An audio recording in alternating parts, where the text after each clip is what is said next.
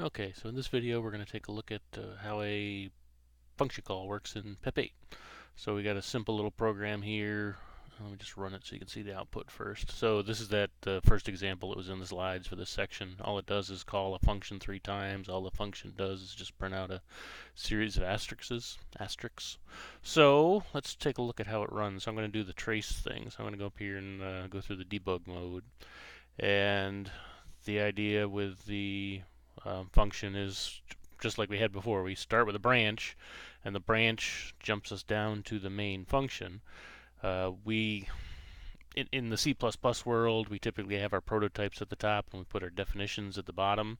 Well, that's really just there for our convenience and readability. Here, since we're down at the lower level, we put the code right at the top for the so we can see where it is. So the functions go up at the top with the definition. So here we have just a comment saying, okay, this is going to be our function.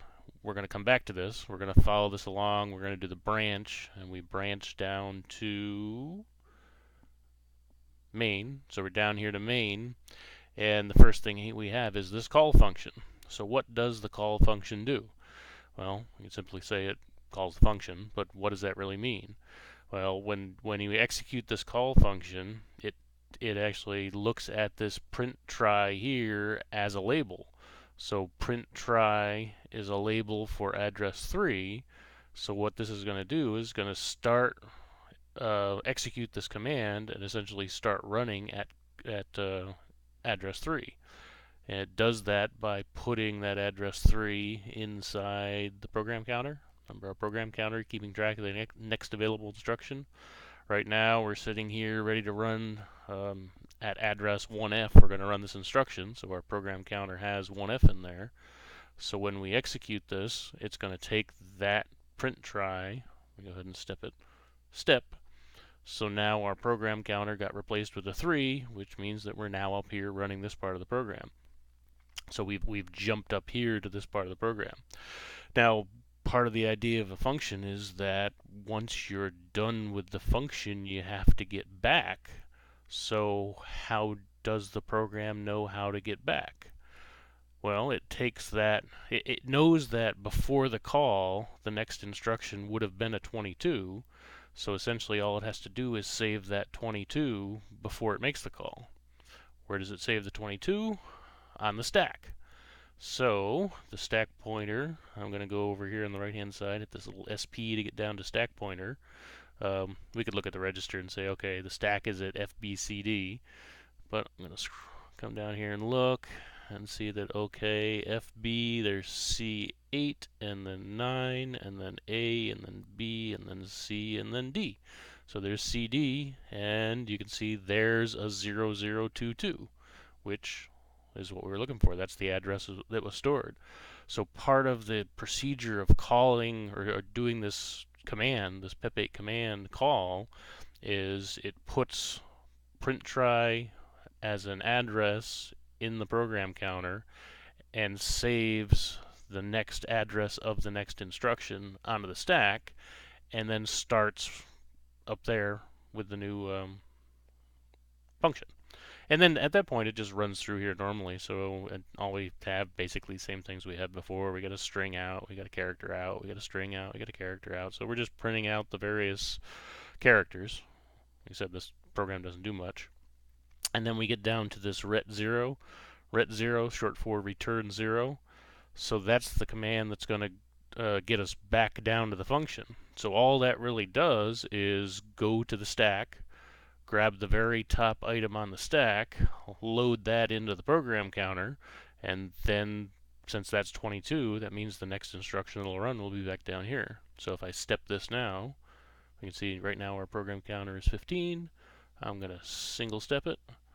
So our program counter became 22, and now we're down here ready to run this part of the next command, and then we just keep on repeating. So if I step this again, the program counter will get print try will get loaded in the program counter again, which again is that 3. 25 will be put on the stack. And notice also the stack pointer, it was an FBCD, now it's CF.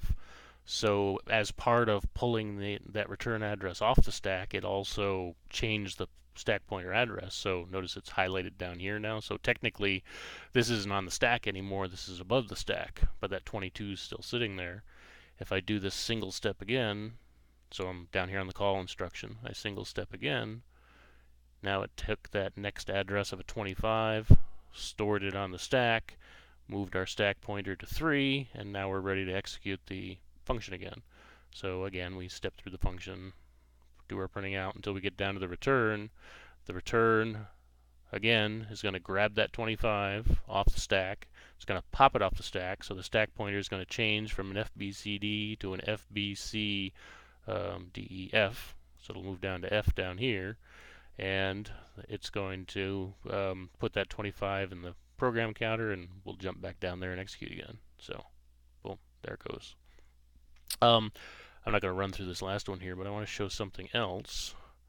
If I go back over to the code, remember I have that other, well, hopefully watch that other video I have out there that talks about the trace tags. So I'm going to do a simple little change here, and I'm not affecting the actual operation of the program at all. It's not going to change the output or anything. All I'm doing is putting in essentially a dummy local variable, and that's just so I can use these trace tags. So I want to use a local variable, and I'm telling it's a decimal, a 2-byte decimal, and I called it dummy. So here when I allocate space on the stack, it's going to allocate it as dummy.